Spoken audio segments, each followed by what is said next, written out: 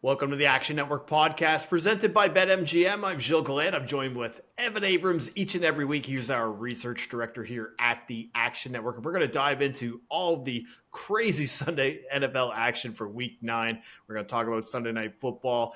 Brandon Henderson is going to have some hot reads later in the show. Patrick Everson from Vegas Insider, he'll give us an update on the sports books in Vegas and how they fared this NFL Sunday.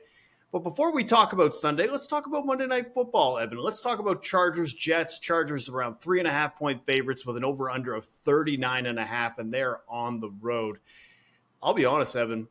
I know this is going to sound crazy, but I kind of like the Jets in this spot as the home dog. And everything that we've seen from them offensively makes me kind of cringe. But their pass defense and their defense in general is really why I get a little bit excited, why I think maybe they can keep it close, especially at that 3.5 where we have that extra hook there for the field goal. But their pass defense, I mean, they're 6th in DVOA. They're first in pressure rate at 29.2% in the NFL and 31st in blitzing as well, which I think is important to note because Herbert has historically carved up the blitz in his career. And I think the Jets, they're going to want to get in his face, but they could sit back in coverage. That's kind of why, for me, from a betting standpoint, if I was going to be betting a side, I'd be looking at the Jets 3.5. Not sure how I feel about the total, but from a touchdown score perspective, I think Gerald Everett is probably a guy we want to look for around plus 330. I know people will probably say, what about Donald Parham? I think Gerald Everett, he outsnaps Parham more often than not. We can get into that debate. But also another one is Justin Herbert, interception, around plus 125. I mean, I talk about the plus money interceptions pretty much exclusively on social media about how much they're hitting this year. But again, right now, as I just mentioned, they're going to get in Herbert's face. He's going to throw it a lot in this game, which is why I like Gerald Everett in this spot, because he had a touchdown in back-to-back games leading into this game. And the Jets haven't really been great versus tight ends this year. But, 4 touchdowns allowed to tight ends, 27th the DVOA to the position. So Herbert INT and Gerald Everett for a touchdown around plus 330 is how I like Monday Night Football. Evan, please tell us, what do you like for this game? There's actually a lot to break down here. Sometimes we talk about the Monday Night Football game. There's really not a ton. I think there's a bunch here. So not a lot of market movement. It's been 3.5 and 39.5 for a while. Mm-hmm. But as we just watched Sunday Night Football, primetime unders is something we'll talk about in a little bit, but 21-7 for the season. So that'll be a bit of a storyline here. But also 9-1 unders on Monday Night Football this year. And Monday Night Football unders 54, 28-1 since 2019. So pretty decent margin. So quickly to touchdown scores for a second. It's funny. Yeah, so like? we don't usually share notes, which kind of makes this fun. You say Everett. I have Parham written down. He's my man. That's fine. Hey, it's okay. And again, it's one of those things that if I bet Everett, Parham's going to score. So again, I would rather at least one of us hit. Yeah, he's my guy. But 3 plus targets, 3 straight. 5 last game. I'm a fan. I like him. So that was my. Either way, I was interested in the tight end. But the other trend that's interesting here is obviously with Herbert. And this one's actually kind of crazy. So in night games, 12-3 first half against the spread, 3-11-1 second half against the spread. So it's been virtually a lock to have that first half, second half split with him. Actually, in most games, if you look at the numbers, but in night games, it's actually very much exaggerated. Listen, the numbers say the Jets. I like the Jets as well. Jets have won a few in a row, and all their wins have required a fourth quarter comeback from Zach Wilson. I feel like as I keep betting the Jets, it's asking, for things to keep coming true that I feel like will show up as an L at some point soon. But I do it's feel asking about your own mental health. Correct. But I do feel like the number is right. So that is the handicap currently. No, I love that too. And again, I think the other thing about this Chargers team is we know that the way that they finish games is never usually clean. Sure. That. So again, maybe even a double result where you take Chargers first half money line and then you take the Jets in the second half money line.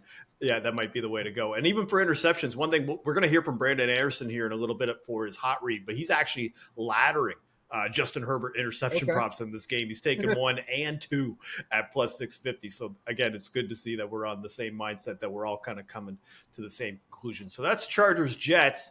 Let's move to Sunday now. 4 teams on bye this week: the Broncos, the Lions, the Jaguars, the 49ers. Now, before we talk about Sunday Night Football, favorites go 11-2 straight up, 9-4 against the spread. Favorites now 23-6 straight up over the last 2 weeks. Even home favorites, home teams 9-3 straight up, 7-5 against the spread. Home is over 500 straight up over the last 5 weeks. But Evan, please break down the unders that continue to happen in the NFL. Absolutely nuts. 10-3 so far in week 9 entering Monday Night Football. That would mean 82, 52-1. So it's 30 games above 500 so far this season. Now, right now, since about 1990, which is the wild card era, which I'll refer to a lot, it's in a battle with 1991 for best, second best. So you'll hear that a lot from me.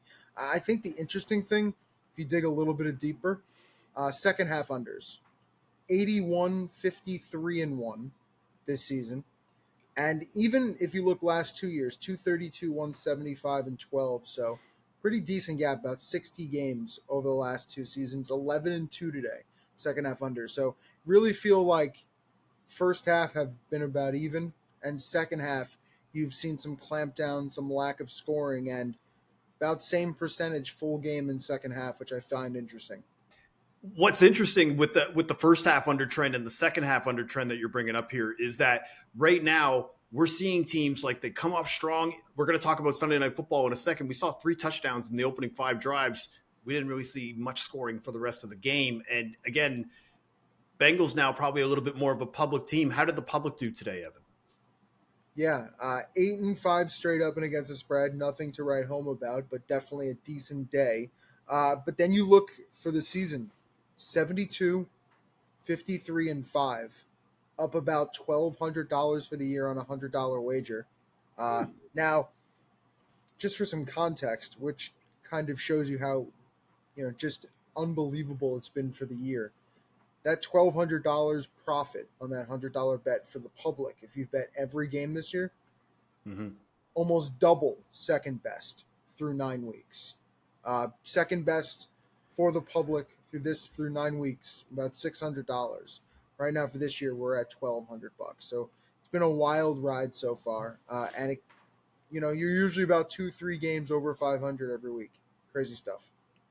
Yeah. So really, at this point, the unders are just too undeniable at this stage. Like you almost have to now consider it. I mean, even for Monday Night Football, the total was around 40.5. We're seeing it at 39.5. Public is still starting to bet the unders too, seeing those trends happening. And one of the games that went under was Bills Bengals, which had a total of 50.5. And the Bengals win 24-18. Bengals do cover as home favorites as 2.5. But again, these primetime unders continue to come through. But if you had just watched the first half, you would have thought this game for sure was going over 50.5 because, again, Joe Burrow, what we've been talking about over the last couple of weeks since this Cardinals game and then against the Niners, he just continues to build on what we've seen. And now the Bengals are kind of a team that nobody really wants to face in the AFC. It's actually kind of fun, right? Like the NFL roller coaster when you've done this for this many years and you keep watching it year over year. Bengals start out as a completely different team, and now you watch, 10 touchdowns, 2 picks, 4-game winning streak, covered all 4 games. Bengals just look like a completely different squad. Burrow's running around. His calf feels fine. Just a different team. I mean, if you want to talk like nuts and bolts from like a betting perspective tonight, that Buffalo challenge where they lost the timeout, probably could have, wrote a few tweets. Could have used the timeout in the fourth quarter. Yeah, possibly could have done a few things there. And then obviously the injury to Micah Hyde was pretty bad when they were trying to get the ball back, especially when you don't have White, you don't have Milano. Just too much to overcome, from Buffalo's side. A crazy stat, and I honestly still don't believe this is true, but I've checked it now twice. So the Bills have now lost 5 consecutive games against the spread. So not only is that the longest streak for Josh Allen in his career in Buffalo, but the Bills actually haven't done that as a franchise. 5 straight losses against the spread since 1976. So 4 times happened a lot. Never happened 5, but it's a bad skid right now for Buffalo. And not great. You face Denver next week at home on Monday Night Football. Then you're home against the Jets. You assume it's a good bounce back, Yeah. but tough. Oh, the rest of their schedule is a gauntlet, man. They've got the Yeah, Broncos, Jets, then the Eagles and the Chiefs, and then the Cowboys, and then the Chargers, and then they ended off divisional games with the Patriots and the Dolphins. So, yeah, not an easy stretch for them here coming up to make it even to the playoffs in the AFC, let alone whether or not they could win the AFC East. But again, another interception from Josh Allen, too. That's his 9th of the year, so that's tied for the league lead with Jimmy G. I honestly think, man, one of the first things that came to my mind when I saw this game, man, the refs were really on one in this game. Like that taunting call on Josh Allen when he's running for that touchdown. Like we see Tyreek Hill do the peace sign all the time, but because he pointed the finger at him, oh, we got to call 15. And then they call an intentional grounding on him again at the end of the first half. Yeah. I thought that was just disgraceful. And then, of course, you get Terry McCauley on the call. God forbid he'll disagree, with the referees. It drives me crazy. Those segments just obviously I think have to be banned from most primetime games. These former refs who come in and basically just double down on what the ref did on the field. But there was just some costly stuff in the second half for the Bills, and we've talked about this now for a couple of weeks where that urgency doesn't seem to kick in until it almost is too late. Kincaid had that costly turnover at the 10. So it's tough watch here for the Bills. I'm not ready to count them out or anything like that because, again, Josh Allen and quarterbacks, that's the type of thing that you want. But, again, the injuries are starting to pile up on that defense. They're continuing to make mistakes. And, again, the schedule coming up, it definitely seems like it's going to be a wild card stretch now for the Buffalo Bills. Do you have anything else you want to add to Sunday Night Football? I want to talk about Cowboys-Eagles. No, yeah, let's roll. Yeah, Cowboys-Eagles, man. So Cowboys lose in heartbreaking fashion. Now, I'm going to talk right now as a biased Cowboys fan, but really what I'm trying to do is lend you to the ears of what the POV would be as a Cowboys bettor. Because the Cowboys blew this game over and over again. They had plenty of chances.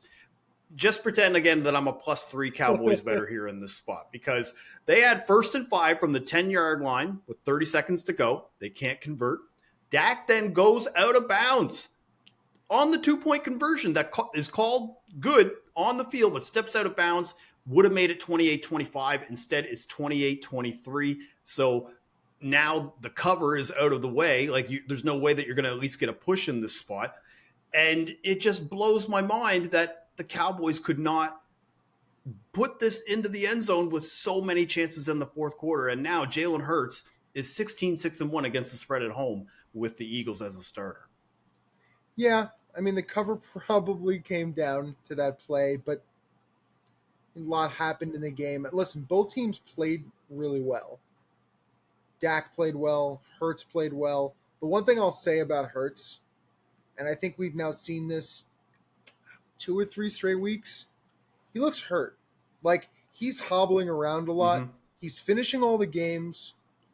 You look at the numbers, everything looks pretty good, right? If you weren't watching the games, there'd be nothing to worry about. But he just doesn't seem like the same player. I'd have to check. I didn't even check his rushing stats from today. But it just seems like he's hobbling around out there. So obviously great that they have a bye. But holy mackerel. And we've talked about this, there's schedule coming up. KC, Buffalo, San Francisco, Dallas, Seattle.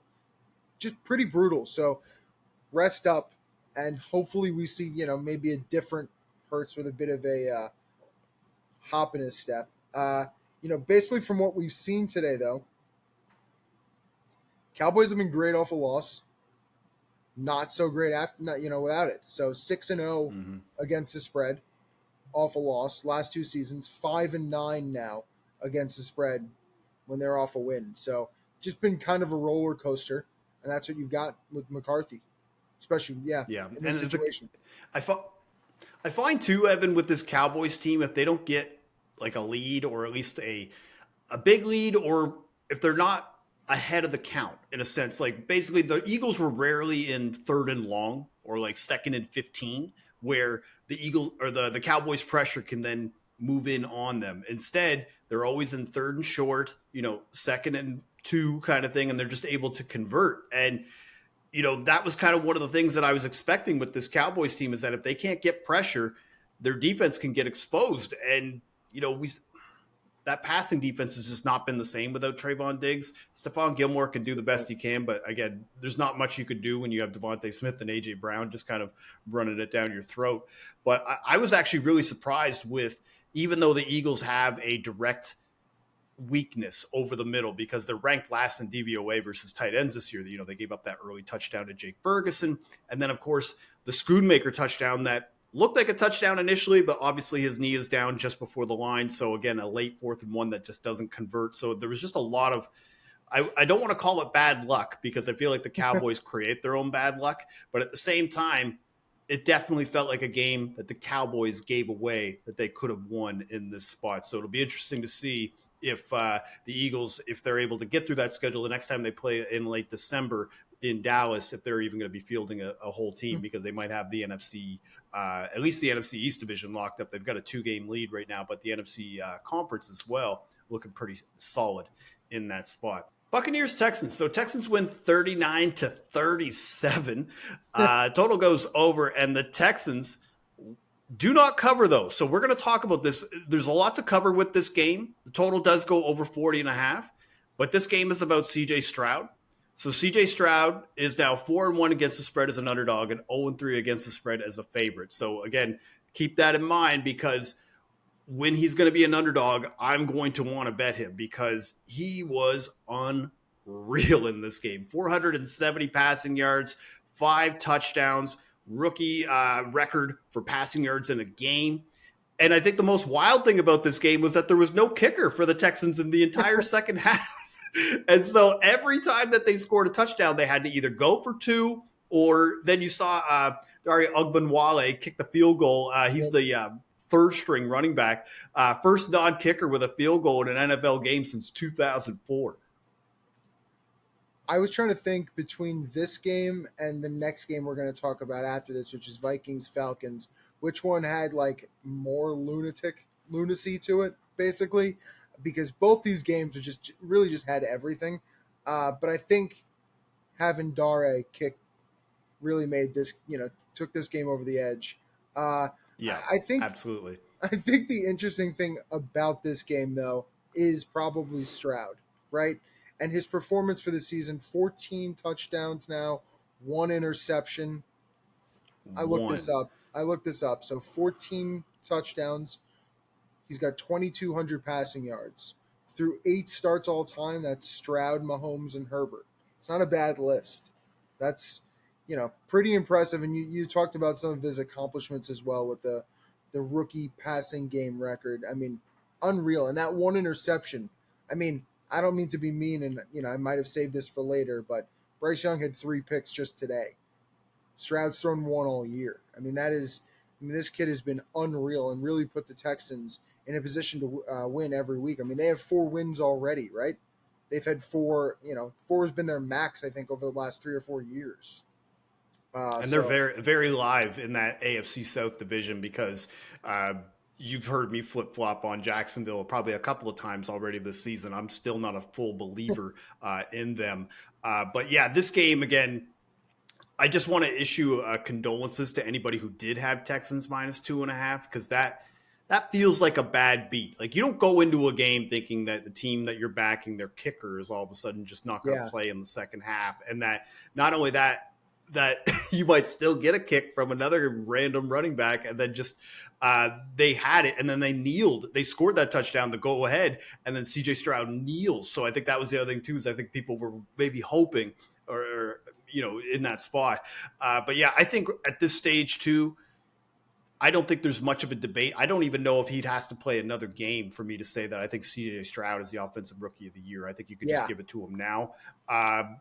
Sure, you could say maybe Bijan has a great second half, or, you could say that Will Levis all of a sudden gets hot. But right now, CJ Stroud, I mean, I don't think it's really that hard of a debate to say that he's a top 10 quarterback in the NFL right now. I thought I saw him, minus 500 range to win the offensive rookie of the year in terms of odds, but that could change. But yeah, I agree. I don't know if anyone, based off the numbers we just discussed, I'm not sure anyone is in his clubhouse right now. Not to pour a little bit of more salt on the wound, but this fun stat that I looked up, which is just points to the fact that the Texans won but didn't cover. Teams with 5+ passing touchdowns in a game, 102 and 13 straight up, 93, 16 and 6 against the spread last 20 years, 85% cover rate. Obviously, the Texans don't cover the spread today, so kind of just a tough one at the end there, but pretty crazy. Yeah, I wouldn't. Obviously, it's easy for me to say after the fact of don't worry about it. But I think you'll have plenty more opportunities to bet on Stroud here coming up this season in some very actionable spots. Vikings Falcons. This one again, a wild ending. Vikings win 31-28. Total does go over. The Falcons is 3.5-point home favorites, lose outright, and the over/under at 37.5 easily goes over. And you could thank most of it to Josh Dobbs, who I think deserves a medal. Like, he's a hero, man. Coming in on 5-day notice. And, when we talked about the Cardinals at all for the first few weeks and talking about how they were frisky because of Josh Dobbs and because of his scrambling ability. Like, he won them this game today with his legs, scores the game-winning touchdown with 20 seconds to go for a pass to Brandon Powell. And he ran one in just a possession earlier. The Falcons 1-7 ATS this year, man. 5-15 ATS in the last 20 games. I've got some thoughts on Arthur Smith, but what did you think of this game? Man, there's actually a lot to unpack here. So from the Vikings point of view, clap. Like, I think it's actually worth clapping. Like, thinking about the performance, right? So 25 of 36 when you look at both quarterbacks combined, 217, 2 passing touchdowns, no interceptions. I mean, and if you look on the ground too, 9 of 77 and a touchdown. Pretty impressive. So, I mean, even staying in this game and doing what they had to do between the two of them, really, really well done.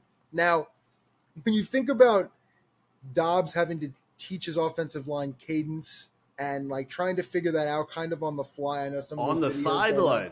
Insane. Some of the just absolutely insane. Now, I will say this. Now, there might be something to this if Dobbs keeps the starting role going forward, but we did see like a bit of a momentum, a bit of a initial jump with the Cardinals with Dobbs in the lineup, and then all of a sudden the roller coaster came back down. So I'm trying to figure out, Minnesota plays New Orleans this week, then they go to Denver on Sunday Night Football.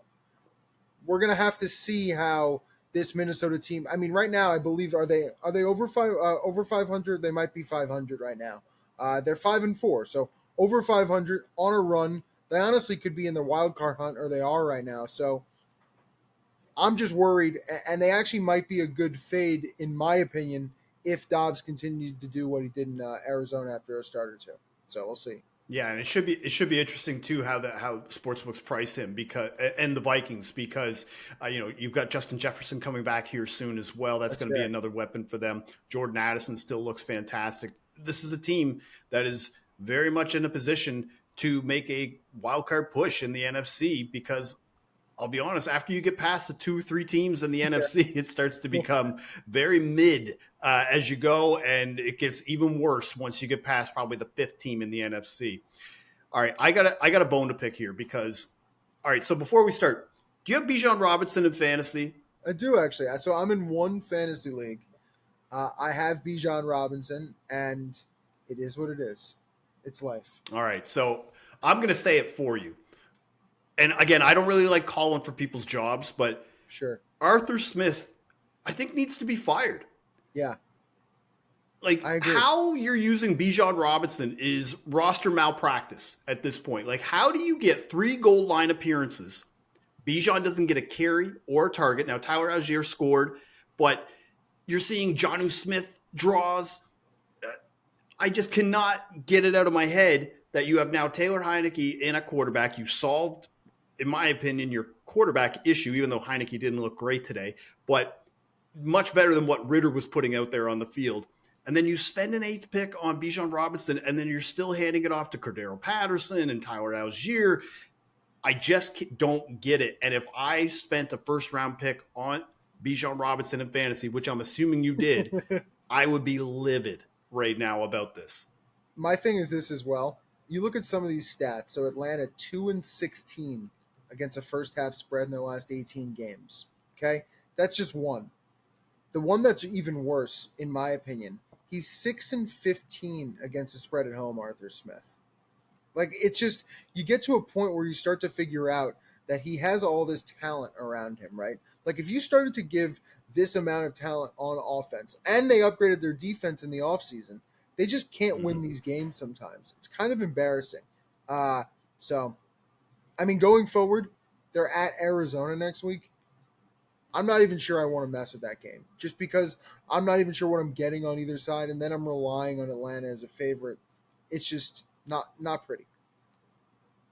Well, if it's up to me, I'd be giving Josh Dobbs NFC Player of the Week for sure, Yeah, based on what sure. we saw there. So that's all I really got to say. I'm hoping Josh Dobbs and the Vikings can kind of continue this momentum. It was a great feel-good story, but I'm tired of watching the Falcons. I'm tired of watching this Arthur Smith show. And I think if you have a Bijan Robinson Rookie of the Year ticket, like we just talked about CJ Stroud, I'm not saying to tear it up, but it's Tough. pretty much there at this stage. Now it's time for the hot read from our own Brandon Anderson. Brandon, what do you have us looking for early Week 10 lines?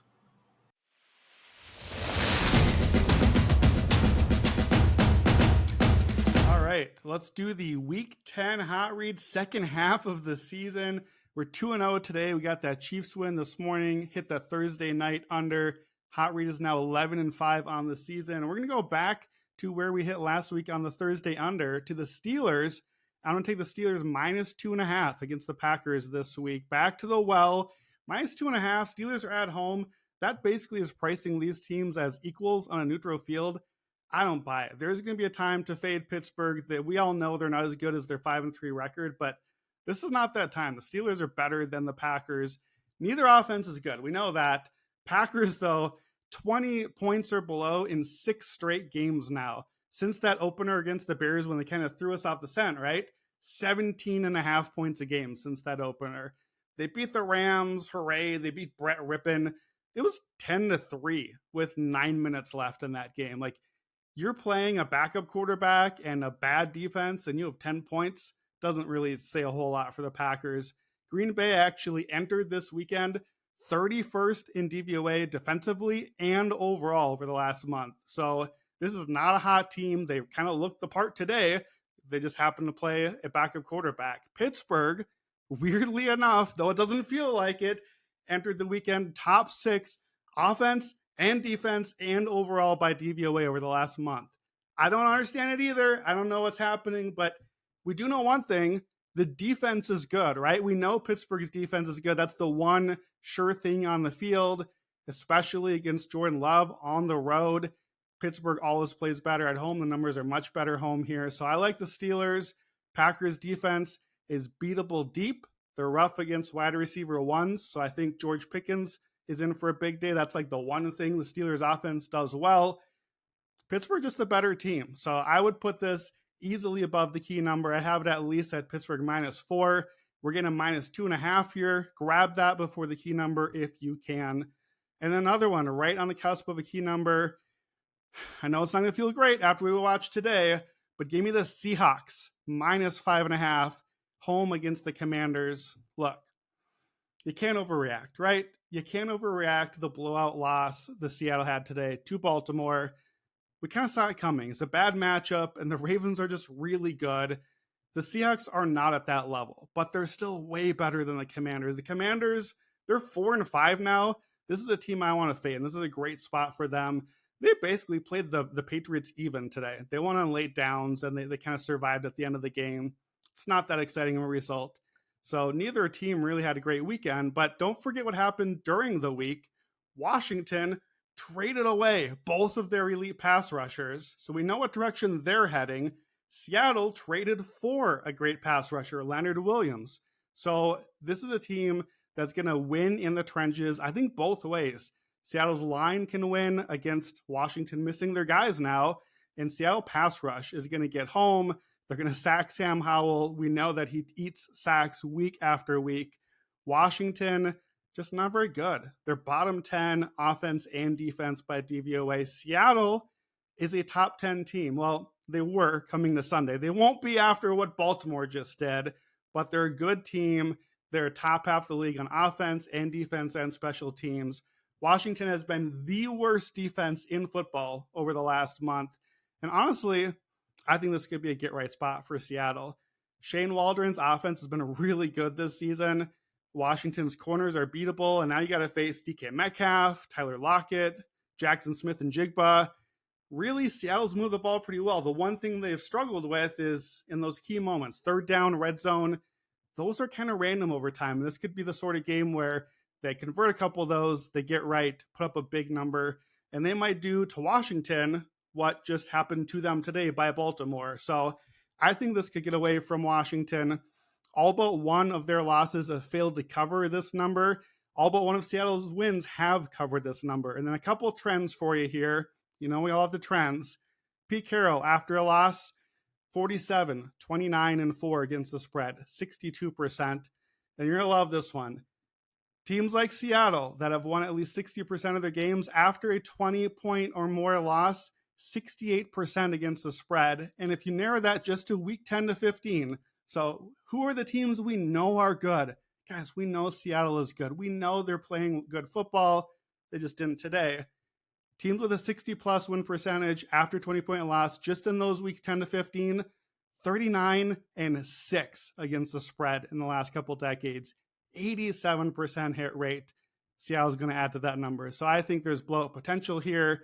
I want to grab this before the key number, 6, minus 5.5 if you can. And I think, honestly, this should be above 7. I'll probably play some alternates as well and look for a possible blowout here. So week 10 hot reads. Seattle Seahawks, minus 5.5. Pittsburgh Steelers, minus 2.5. That is your week 10 hot read. Thank you, Brandon. All right, Evan, let's move now to Dolphins Chiefs. First game in Frankfurt in Germany. And a game that we expected probably some offensive fireworks.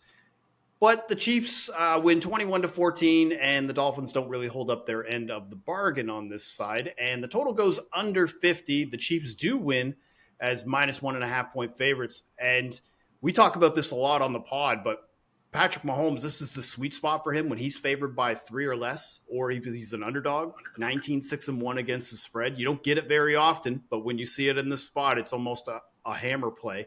And now the Dolphins, we've talked about this before about them, whether or not how they do against teams that are good, how they're doing against teams against bad teams.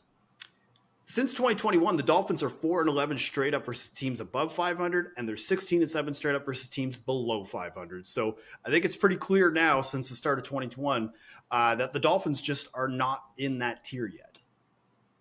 Yeah, that's just crazy. To follow up on that point, that last point you made, since the Dolphins' last win against a team over 500, which was the Bills, I believe, in week 3 last year, only one other team doesn't have a win against an over 500 opponent. That would be the Bears, who are 0-9 straight up. Now the Dolphins 0-7. So, yeah, it's been a decent bad run. But I think we should start this game, to me, unfortunate a bit to be at 9:30 in the morning, because probably was the game of the day in a sense. Because even if you look before kickoff, and I'm not sure you noticed this, but at a few books, Miami did close as a favorite.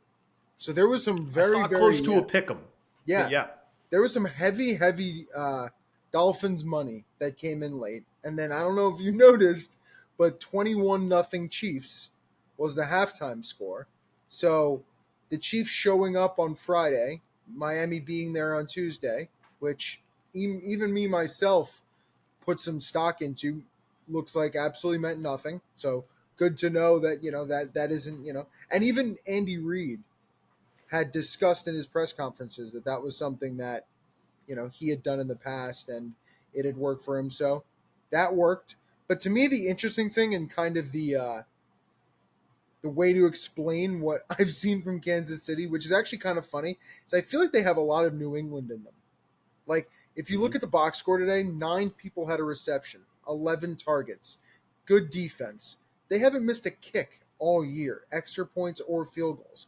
All feels like New England. Just a little bit of like the way that Belichick had won those games, like the good defense, it's an odd comparison, but I felt it when I watched Mahomes just try to figure it out and their defense kind of hold on. Also, it was kind of funny that they beat another good AFC East team.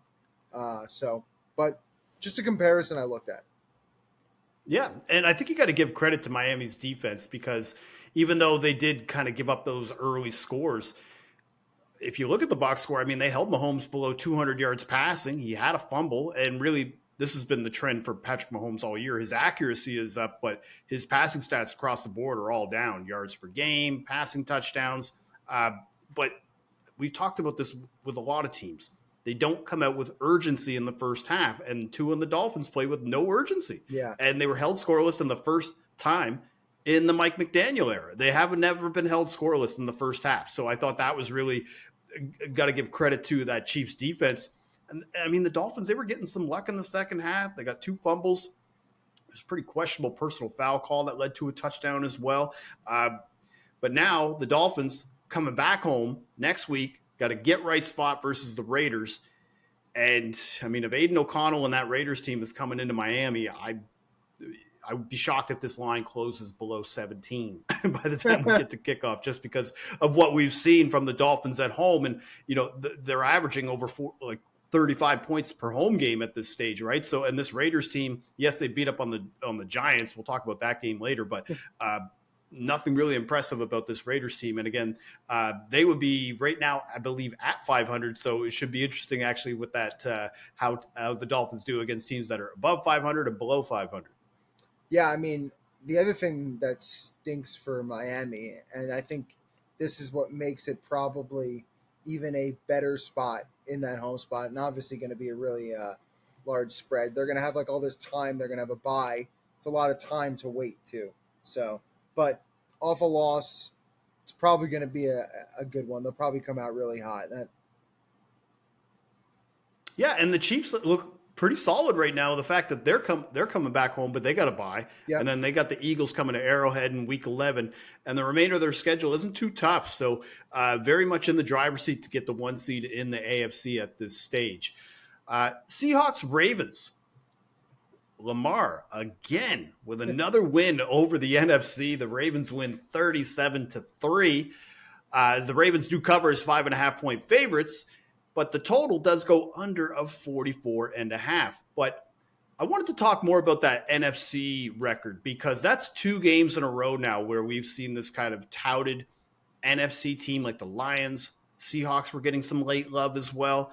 They just throw out a complete dud in Baltimore. Baltimore looks ridiculously dominant. I think they're the team right now, based off of how their offense is playing, that you might say has the most complete package, especially with Tucker as well. So that's level 1 for me. When you go back to the NFC note, they do play the Rams Week 14 at home, and then they're at San Francisco in Week 16. Big game. So either way, even if they say they lost both of those games or they went 1-1, I think it's actually a pretty decent advantage, even with the 2 weeks to prep for Baltimore in a Super Bowl against probably potentially a team that hasn't faced them this year. So I do think there probably is something to that, to having to prepare for Lamar. I will say this. Baltimore has won, I guess, the 4 in a row. But looking at the schedule ahead, ain't easy. And I'll just rattle off some teams here. Cleveland, Cincinnati, Chargers, Rams, Jaguars, Niners, Dolphins, Steelers. No cupcakes there. So, I mean, it's you know what's also crazy? And one other note I was going to add here.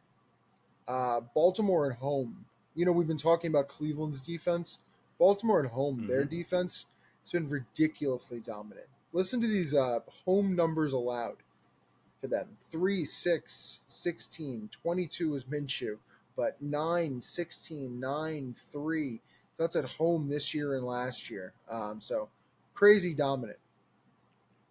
But I do think, though, with the Browns and Bengals on deck, especially with how they've looked, they're kind of in a spot right now where if they go 2-0 in those games, they could probably have the AFC North locked up before December, right? And the one thing I will say, I just want to say this about the Seahawks.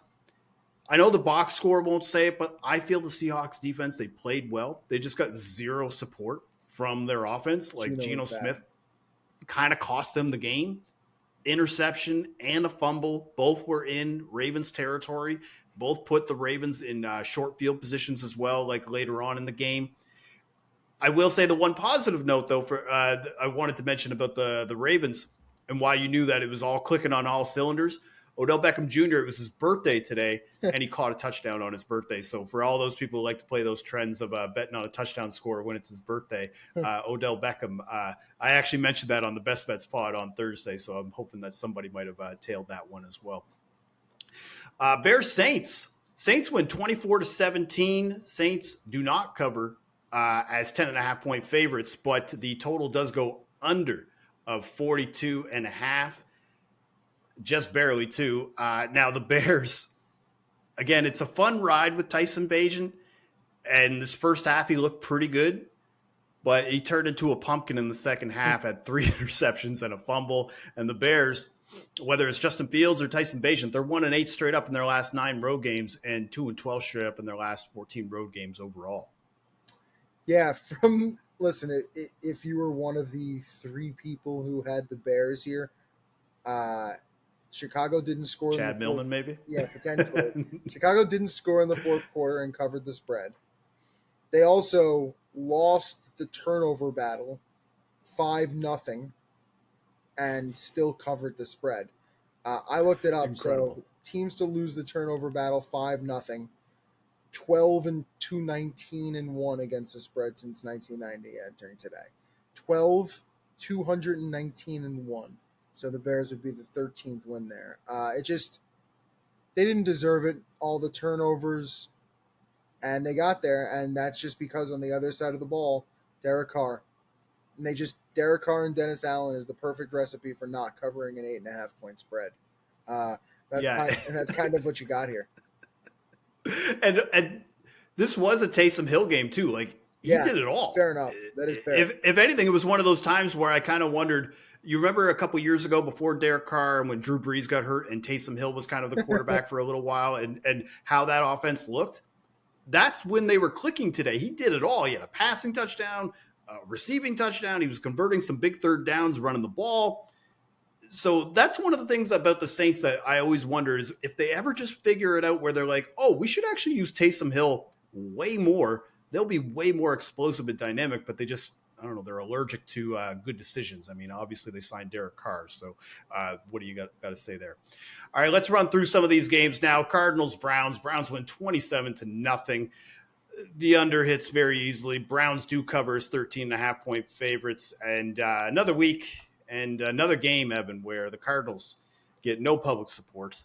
8 straight games now where the public is on the other side as far as tickets and handle go as far as betting. But this was just another step in the Cardinals' tank job. They tried to kind of woo us in, maybe saying that Kyler Murray was potentially going to play. Instead, we get Clayton Tune, who's completely out of tune. 2 interceptions, a fumble. It was they didn't get past midfield until the third quarter. It was awful football from the Cardinals. And we don't have to talk much more about that game. But yeah, the Browns defense came to play, came back after 2 straight games had given up close to almost 70 points.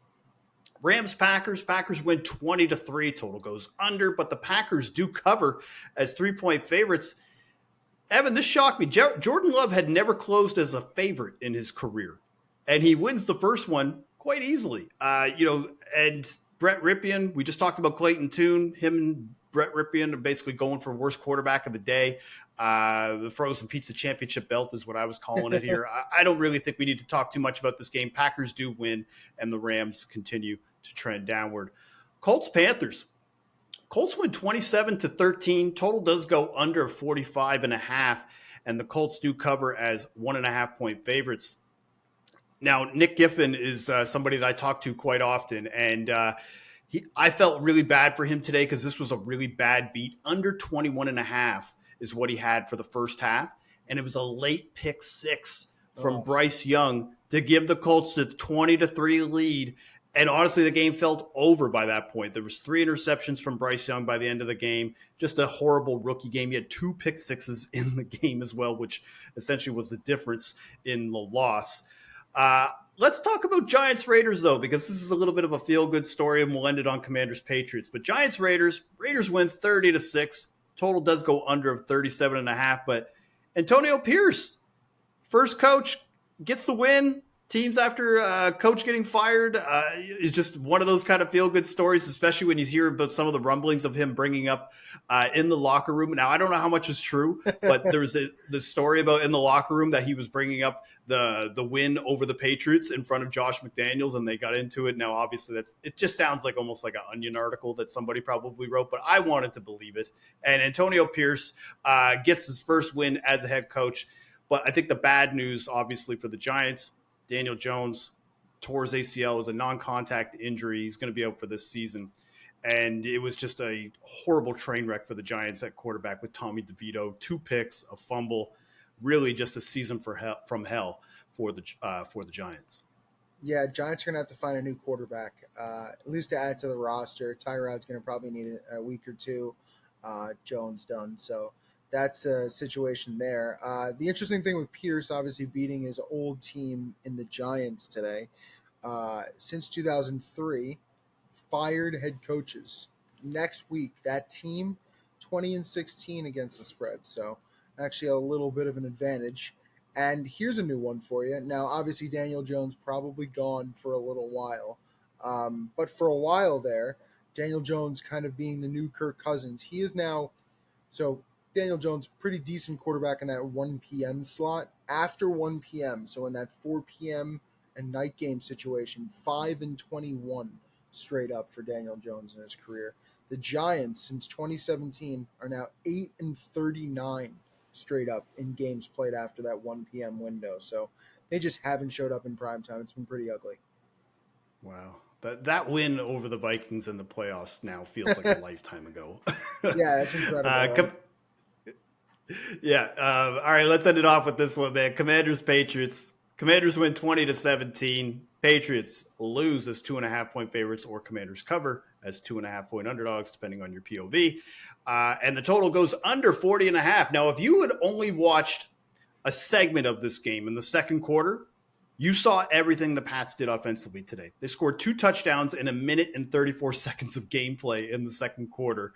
And that was pretty much most of what they did today. And I felt like the Commanders should have won this game pretty easily. Sam Howell had an interception in the end zone, and then another fumble trying to run the ball in scoring territory. He's just been awful. But again, it's better than, I guess, Clayton Tune. But Mac Jones throws a game-ending interception. Should it have ended any other way? I mean, listen, when you look at it from New England's point of view, they now have to go to Germany. I kind of wish they faced a... Send them to Germany. Send them to Germany is right. I kind of wish they faced a different opponent than Indy, because who the heck knows what you're going to get with Indy and Gardner Minshew. Yes. Probably a very lunatic type game where lots of points are most likely scored. I guess the good thing about today, Ron Rivera goes to now 3-0 straight up and against the spread against Bill Belichick. So a fun sense of domination there. Let's just end it on that. And let's check in now with Patrick Everson with Vegas Insider to see how Sportsbook's fared in Vegas for Week 9. Thanks a lot, Gilles. Good to join you on the Action Network podcast again with this NFL Week 9 just about to conclude. As you can see, I'm in a rather remote location. I'm actually in the business office at the Beau Rivage Sportsbook in Biloxi, Mississippi, hanging out for a few days at the Sportsbook here at Beau Rivage, a great sportsbook. They take a ton of action, get really good crowds. It's a great setup. Good place to be. So let's talk a little bit about how NFL Week 9 has gone for the bettors and how it's gone for the sportsbooks. I talked to an odds maker a little bit earlier out of Las Vegas who said the public definitely had a good day today and a good weekend overall, really, speaking to college football as well.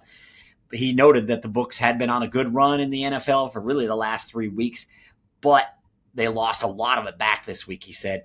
And I also talked to Scott Shelton behind the counter for BetMGM Nevada, so this is strictly the angle from Vegas. He said they actually did a little better Sunday than Saturday, but they traded money traded money back and forth a good bit. He said it started good with the Europe game due to a very large exotic wager. He didn't say exactly what it was on an alternate total that the book won. And then with the Vikings beating the Falcons outright, that ended up being a pretty big decision too. But they gave a good chunk back. They had a really significant six-figure play, BetMGM did in Vegas, on a moneyline parlay that tied the Browns in the early games to the Eagles in the late games, and they both got there. So that was a pretty big payout. But just kind of a back and forth day for BetMGM, at least in Nevada. And again, another odds maker elsewhere told me that it was a good day for the public. Looking ahead to the Monday night game, I think it's just interesting what's going on with BetMGM. This could change a lot on Monday. This is when most of the money is going to come in closer to kickoff in the hour, 2-3 hours leading up to kickoff, especially that last hour. But this is a game where the Chargers open -1.5 at the Jets, up to -3.5. And earlier Sunday, BetMGM sent across some information on the game that showed point spread betting, ticket count, 90% of tickets on the Chargers on the road, 72% of money on the spread on the Jets. So a really wide dichotomy between where the ticket count is going and where the spread money is going. And granted, spread money, you could have one bet, two bets that are substantial size that can really skew that. So that might be part of what's going on here, but still it's rather interesting that you've got 90% of tickets on the Chargers at BetMGM on the spread and 72% of money on the Jets on the spread. Looking ahead to next week, to week 10, obviously the odds are already on the board and getting some attention. And I talked with a Vegas odds maker on Sunday night about this. And the game that stands out the most is definitely the 49ers Jags. Both teams are coming off byes. The Niners are 0-3 straight up and against the spread in their last three, while the Jags have won 5 in a row, and they covered in all 5 of those games. Still, the Niners going on the road all the way to the East Coast, open at -3 even money. No movement on that at the moment. And what the odds maker said is, look, the Niners are still a very good power-rated team. Their power rating hasn't suffered too much, even though they're in a little bit of a rut lately. And he also noted that sometimes sharp bettors like to go against West Coast teams when they've got to go all the way to the East Coast. But since the Niners are coming off a bye, he said that negates that a little bit. You got the Detroit Lions also coming off a bye. They're going to travel to face Los Angeles Chargers. The Chargers still have to play in the Week 9 Monday night game at New York against the Jets, as I alluded to a bit ago. And so you've got the Lions off a bye, plenty rested, and the Chargers on a short week on the East Coast now have to travel back home after they play the Jets. So it's a bit of an unusual situation. And the odds maker said he opened this game pick, and the Lions went to -1 pretty quickly and then on to -1.5. So Lions a short road favorite against the Chargers. And then you got this Giants-Cowboys game. Daniel Jones just can't buy a break. Comes back from injury, and it sounds like he's got a pretty significant knee injury, but he got hurt in the Week 9 loss against the Raiders. Dallas was -10 on the look-ahead line in this game against the Giants. Giants-Cowboys look-ahead opens Dallas -10, comes off the board for the weekend, goes back up on Sunday night at Dallas -15, basically reopens. Already up a point. It went to 15.5 pretty quickly and then 16 shortly after. So Dallas is just a huge favorite. And what the odds maker said is, look, it sounds strange that Daniel Jones might be worth a touchdown to the spread, but it's kind of that combination. It's not just losing Daniel Jones. It's who's behind Daniel Jones. And Tommy DeVito is right now who's behind Daniel Jones. So that's why that's such a significant jump. So there I have it there, Jill. We got a look at how things went in Week 9 for the books, at least to this point, and a little look ahead to the Monday Nighter and, of course, Week 10. Great to be on. We'll see you next week. Thank you, Patrick, and thank you for listening to the Action Network podcast presented by BetMGM.